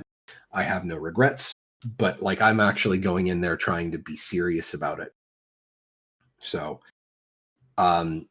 like you have to learn how to play, and that's like an action combat game. You need to learn how to play. You need to learn how other builds work. You need to learn how the tell sounds are. You need to learn how the animations look. It's just something you need to do. And if you're like, okay, we're 4v5 and one of the guys who is here is just running it down mid, like somebody who just is not playing the right build to run into 4 of the enemy team, is just running into the pack and dying. Okay, we're going to lose this one. I need to learn from this. So you practice your rotations. You see where the enemy is going, and you go behind them and you cap the point behind them, or at the very least decap it to try and draw pressure away from other points. Like you have to work on your micro at that point, and then you're good. And then the other thing is the reporting system. Now, genuinely speaking, I think it was fun, QED, but it definitely did not have the legs that I was looking for. Also, Warrior is not my playstyle, so there's that. I do not mind the reporting system. I do wish there was, like, instead of just choosing one, it was checkboxes for everything, so you could just file one report. And I wish there was a text box so you could type out something. Basically, copy the support thing that they have. Basically. But the other thing is with reporting, there needs to be feedback. Like, I'm going to go back to League again, is like they don't tell you what happened or what you did, but when you report something, you get a message when they say, hey, a report you made on a player, we did something about it. That was a good report. Thank you. Oh yes, QED. That's like game breaking or something. Hack, like, because hacking, it's a little broad for the terminology, but no, like, you've got a point. It's like intentionally breaking the game because you'll have people teleporting around the Goram map, and it's just like, but just some kind of feedback. I mean, if you really wanted to incentivize people to report, like, you give them a little like ticket thing to like get something in game for every time they've submitted a successful report. And you also have a link on the report form to like the game guidelines. Like, it was League used to do it. You were incentivized to do. It was called the Tribunal. You'd log on to the website, and you'd get the in-game currency for buying new champions. Like, you could do like 5 or 6 tribunals a day. I heard they're bringing it back, maybe. Oh, I was just gonna say. You said they used to. Why aren't they doing it anymore? Because it's because I think they got a decent system. Oh, okay. For it, but it hasn't been up to par lately, I guess. That's what I mean. QED is like just a notification. Like, that's just, hey, a report you made led to an action that we took against the account. Like, don't even tell them that they're banned. Just you reported something and we did something about it. Yeah, Overwatch does that too. And the other thing that they did is people would also like publicly post the stuff with the tribunal stuff. So yeah, that could be. That could now be. I also hate to go through the topic that I've been waiting to talk about and run, but I finally pinned my father down for a Father's Day dinner. Oh, okay. Yeah, when was Father's Day again? August? No, earlier in the year than that. And also my birthday and his birthday, both of which were in. Yeah, QED. The tribunal was kind of encouraging witch hunts because you could see people's names. I think.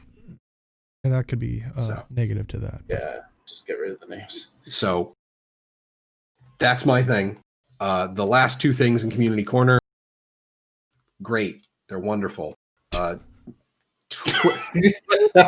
adding my 2 cents, but before I go, Twitter @MalthanusMMO. I'll see you all on Wednesday. Deo, don't worry, I'll get the show done when I come back. Okay, I was gonna say, are you gonna edit these portions so it matches up, or? No, okay, this is just all I'm doing right now. All right, well, save this for later, everybody.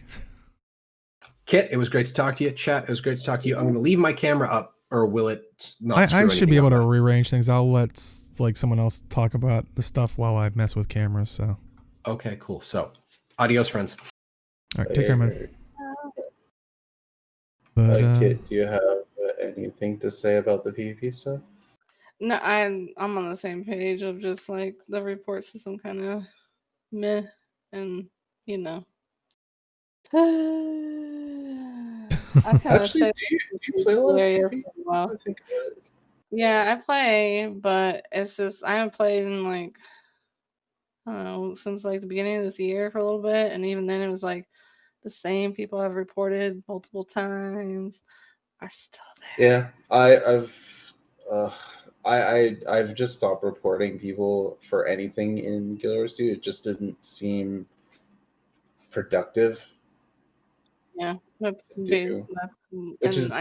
I was like, I'm out. Yeah, if you can't fix the PvP system on that part, then it's like, what's the point? Yeah, that's not a good thing to say about a reporting system, but yeah. Oh yeah, no, definitely. And most of the time, if I do now, like if I have to do it for like a daily, if I want to do it or whatever, I go in offline mode and just turn my chat off because I'm just like that's sad that I have to do that just to like not deal with crap, not have to get into an argument with anyone, and that's like how with the whole I'm gonna just AFK once we like don't get the first point. You know what I mean? Like that's it's just frustrating, and then you just like you don't want to argue because it just gives them fuel to keep being an ass. So. Mm-hmm. Yeah, it's But like I said, from what I've heard, it feels like a lot of this could be solved by bettering certain systems that are already established. And I do agree with what like Jim was saying, because originally I was like, well, this feels like it's supposed to be like the /GG for, you know, it was meant for raids type stuff. Because I never agreed with that thing, because I always felt like that was your punishment if you screwed up in a raid thing. But I understand more so, because there are some raiders that will, like, especially when it's their first time, it's like, hey, let's not let's not like just throw in the towel. Let's practice rotations or see, you know, kind of see what the other mechanics are. But granted, when you're further down where you know the mechanics, you're just trying to, you know, you misstepped, then I can understand it. Whereas like Jim was saying, PvP isn't like that, where you could theoretically be like, well, you know what, hey, we're losing this, let me practice my rotation, or let me see if I can get into a 2v1 fight to practice my skills to like, you could still improve. Whereas dungeons, since they are, or you know, PvE content like that is scripted on their end, where it's like you're not, you know, the raid boss isn't all of a sudden gonna be like, instead of when it hits 50%, instead of going to this stage, it goes into that stage. It doesn't really do that. So I can understand more so why that could be a PvE thing, but for PvP, you could always improve somehow. PvP, I wish they kind of brought what Overwatch has, where you can avoid like every week you can avoid like up to 2 or 3 players or whatever. I wish either A, if you have them blocked on your block list, that you shouldn't be able to queue with them, or B, be able to avoid this player for like every, you know, each week, so that you can refresh or whatever, just like Overwatch. Again, it's like more coding probably and more issues. I don't know, but it's just like, oh my God. I would like some kind of system where it's just like either avoid the player permanently or avoid them a few rounds, and you know, when the next reset hits, then, you know, do it again or whatever until I feel deemable to play with this person again. Yeah. So yeah, I think it sounds like the consensus here is we personally feel like that system's necessarily not needed, but expansion and strengthening of the systems that are already in place could be better utilized. Yeah, it'll be overall interesting when Cantha comes out, like how much, like a lot of stuff needs to be overhauled, like big time. We're just waiting on that alliance system, right? That'll fix everything. Going slow and lagging still, and the direct X stuff everyone's been complaining about they want. That's all in the alliance system, I heard. That's not true, everybody. Just in case. I wish. Fruit basket. Yeah. But yeah, so ultimately, like I said, go check out Jebro's new series. Like I said, it's a Guild Wars 2 topic, but it sounds like that it's going to be multiple areas of gaming. So definitely go check it out if you are interested. Any final thoughts on that video? Nope. That's about it. Last up, we have we've talked about it, I think, last week and previous weeks. Gamers Giving Back are doing Pink Day in LA 2020 and the Quaggan Waddle. They actually had their volunteer meeting today. I think it might have started even before we did our show. So if you wanted to plan on doing that or volunteering, definitely do go reach out to them. Maybe they can fill you in. And I don't know. Usually they do a couple meetings. They're pretty good. Yep. So, and I'll put in the forum post, but of course links will be in description and everything if you want to reach out to them. But yeah, like Kid saying, you got their Twitter, they're on the Guild Wars 2 forums. They're also on Reddit, so you can reach out to them. But like I said, if you're at all interested, the Quaggan Waddle will be September 26th at 4 p.m. CEST and 4 p.m. CDT for NA. Basically how they say, you know, come and join along with many others as they march through Tyria and spread the word about Pink Day and the fight against cancer. They'll be starting in Radissum, making their way through Metrica Province, and then through Caledon Forest, and then they'll make their way to Lion's Arch through Timberline Falls. Oh, and then go through Timberline Falls to Fort Trinity. Sorry. But like I said, that's for the Quaggan Waddle, where everybody turns into Quaggans. Ugh, I love their cause, but it hurts me. But I can look past it. That's why you I can need look those pictures past in your DMs for inspiration. No, see, this is enough. I look past it because it's such a good cause. It's even more good cause to send you the pictures. Yeah. Like a nice scrapbook. If it's pictures from you at the of people from this event, then sure, send me those pictures. Ooh, but you have to be at that event. To tweet at games giving that. Yeah. Oh God. But also they're doing the other event, Pink Day in LA, which, like I said, like we've talked in the past, that's been going on since Guild Wars 1. It's such a great cause. Once again, it's in support of cancer research. It's on October 17th at 12 p.m. CDT for NA and EU. They did say that they are open invite for streamers to help with the event. It does predominantly take place in Lion's Arch. I don't know if they really stem outside of there. I think all the events are in Lion's Arch itself. They do have their Gwen Radio, GW-EN, and donation link on their website, which, just in case, we'll make sure you have that.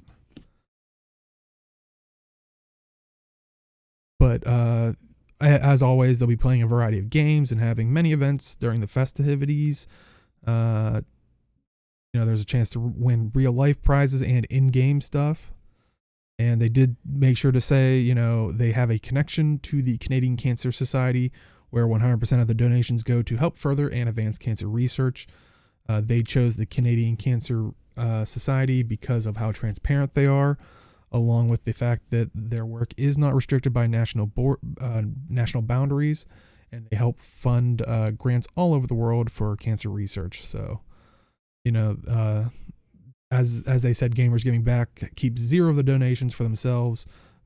Any expenses that they comes out of their pockets themselves. So it's not like and I think that's the important, that's one thing I wanted to bring up almost when we were talking about the ad council and stuff with the gamer stuff, is a lot of people always misconstrue. It's like nonprofit. Oh, that's so, they still make money, they make money, but it's, because they have to pay their people, but it's basic. They don't end up with a profit is like the simplest way to put it. Whereas most businesses are for profit. So this isn't even like non-profit. This is just, being super nice people. It's all, it's full going to that, and it's just coming out of their pockets themselves. If it was a non-profit in normal terms, they would be like, oh, you donate this money, well, we're taking some to recoup our costs. That's usually what a non-profit would do in that situation. Whereas, like I said, the situation is different. So definitely awesome. It's, check it out. Like I said, it's been around since Guild Wars 1. It's, a great way to meet people. I know we were saying that last week because a lot of last week's stuff was like finding people to play with. So, that might be a good starting place. Yeah, you guys have anything to add? Definitely check it out. It's earlier we were talking about the whole talk stuff for people who are depressed and stuff and help, and this is a place that you can make some friends and talk to people and socialize and hang out with a bunch of cool people that are into the same thing as you. So. Or you could be a virtual soup kid. Oh, yeah, that too. Maybe I can find people there that will let me talk about the Fractal story. I was actually wanting to. I was on the vote, but it was 2 against 2, so guess we have to wait next time. Next week. All right. Wait. Well, we might be doing it Tuesday. You never know. So, I guess have to play it by ear. But yeah. So definitely go check this out. Like I said, the links will be in the description for any of this or for this topic and anything else we've kind of talked about this episode. But yeah, hopefully the cameras are still correct. Age, where can they find you? You're muted. Oh, right. I am push to talk. You can find me on Twitch and YouTube at Age Night Road. I've been playing a lot of Apex. I need to do ranked for one of the weeklies, so that'll be interesting. I'm not ready for that. So yeah. Also I'm playing a lot of video. I got Passation, Awakening, and Succession. That was fun. And I'm gonna work on probably some questing whenever I hop back in there and get my next level boat. Might play the Guild 2 Fractal with Bad Robes peeps next week. Fun times, game nights on Tuesdays, around 8 p.m. Eastern. We'll have to start to figure out what day we want to upload that maybe to YouTube this week, since we got a kind of a buffer. So if you ever want to see that, well, I'll plug that crap on my turn, I guess. But yeah, definitely if you want to see the new stuff, Tuesdays. But yeah, any other good? That's all I got. Yep. Okay. And Kit, where can they find you? Moving. Well, you are Kit the Traveler. Yeah. I'm constantly moving. No, right now you can find me on Twitter and Twitch at Kit the Traveler, and then my website kitthetraveler.com for monthly events for Nicholas the Traveler. But right now I am on like a little pause because I'm in the middle of a move soon. So once I get back on going, I'll make a post or tweet out that I'm back around doing things back to normal. So other than that, I'm just kind of packing, playing video games while we wait for this month to get over with.